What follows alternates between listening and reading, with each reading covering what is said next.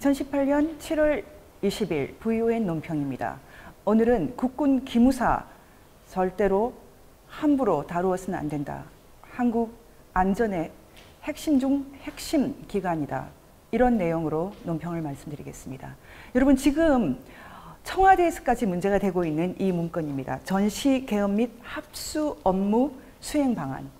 2017년 3월로 되어 있습니다. 2017년 3월에 대해서 여러분은 잘 기억하고 있습니다. 탄핵 심판이 있었던 그 달입니다.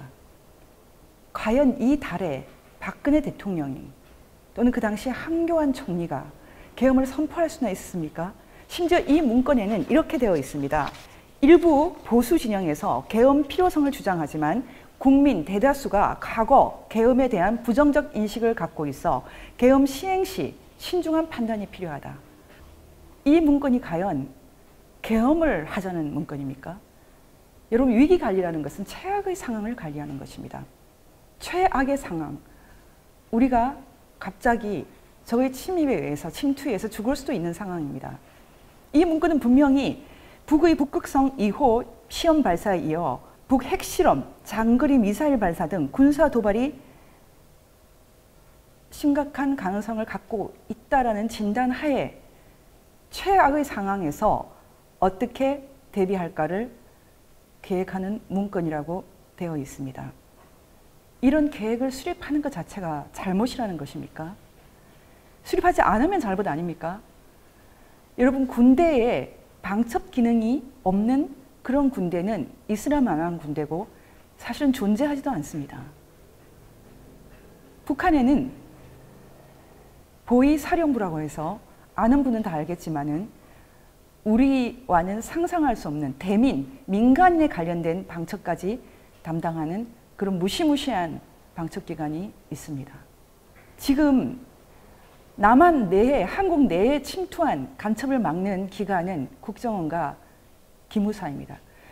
특히 기무사는 군대 내에 침투한 불순 세력을 막는, 없어서는 안 되는 핵심적인 기관입니다. 국정원이 거의 무력화되었습니다. 이제 기무사까지 무력화되어야 합니까? 도대체 이 문건이 무엇이길래 한번 다 읽어보십시오. 계엄 선포하자라는 내용은 하나도 존재하지 않습니다. 최악의 상황, 한쪽은 혁명이 일어난다고 하고 한쪽은 내란이 일어난다고 하는 이 최악의 상황에서 군대가 어떤 대비를 해야 하나? 이런 계획도 잘못입니까?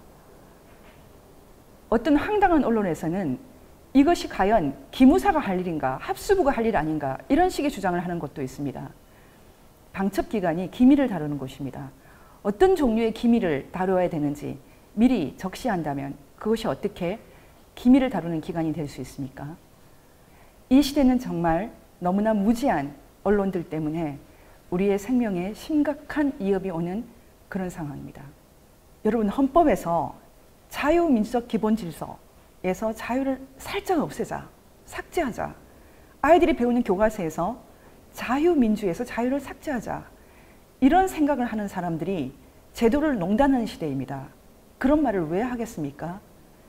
저도 1980년대에 학교를 다닌 사람으로서 그런 주장을 하는 사람들의 내용의 생각을 잘 알고 있습니다.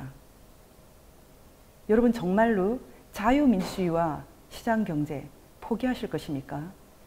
기무사 홈페이지에는 사명에 대해서 우리의 사명은 자유민주주의와 시장경제 체제를 지키는 것이다 라고 말하고 있습니다.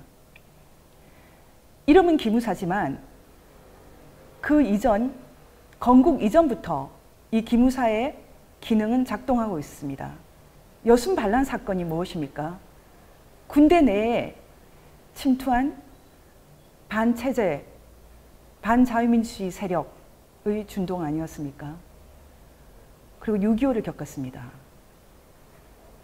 지금까지 이 나라, 이 체제, 우리가 경제적인 활동을 할 수 있는 이 시스템, 누가 지켜왔습니까? 그것을 지키기 위해서 노력하는, 애를 쓰는, 음지에서 양지를 지향하는 사람들은 있는 것입니다. 그들은 죄인이 아닙니다. 이런 기밀 문서가 이렇게 돌아다니는 것 자체가 정말 놀랍고도 놀라운 일입니다. 도대체 어떻게 가려고 하는 것입니까? 우리가 최저임금 또는 세금 상승 그런 것 때문에 내 주머니가 위협될 때만 놀라고 그때만 움직입니까? 더 근본적인 안보가 심각한 위협에 처해 있습니다. 우리가 지금 어떤 지경에 처해 있는지 깊이 생각할 때입니다. 계엄, 헌법에 있습니다. 계엄이란 말 그대로 위기를, 비상시를 관리하는 법이라는 뜻입니다. 캐나다의 계엄령은 War Measure Act입니다. 전쟁을 관리하는, 전쟁을 다루는 법이라는 뜻입니다. 캐나다 같은 선진국에서도 1970년에 평시인데도 계엄령을 발표한 적이 있습니다. 어느 나라나 비상 상황이 있습니다. 중국의 천안문 사태에 따른 계엄은 더 잘 알고 계실 것입니다. 계엄 말만 들어도 두렵습니까? 우리에게 이런 상황 올 수 있습니다. 관리하는 시스템도 필요하고 계획도 짜야 합니다. 계엄이란 말 그 자체로 Law of Emergency, 마샬 러 이런 식으로 아주 심각한 위기를 관리하는 법입니다. 우리 국가 공동체가 그런 사변을 겪을 수 있습니다. 대응하는 플랜만 짜도 죄가 됩니까? 그런 조항이 헌법에 있지 않습니까? 왜 소위 민주화 헌법인 1987년 헌법에서 이 조항을 삭제하지 않았나요? 필요하기 때문입니다. 필요하기 때문에 헌법에 따라서 계획을 하는 것 그 자체가 죄가 됩니까? 작년 2017년 3월에 기무사가 만든 이 문건에는 박근혜 대통령 탄핵이 인용되지 않으면, 기각되면 계엄령을 발표한다, 해야 한다. 그런 것이 없습니다. 왜 이상하게 뒤집어 씌워서 우리 안보의 핵심 중 핵심인 기관을 조용히 제거하려 합니까?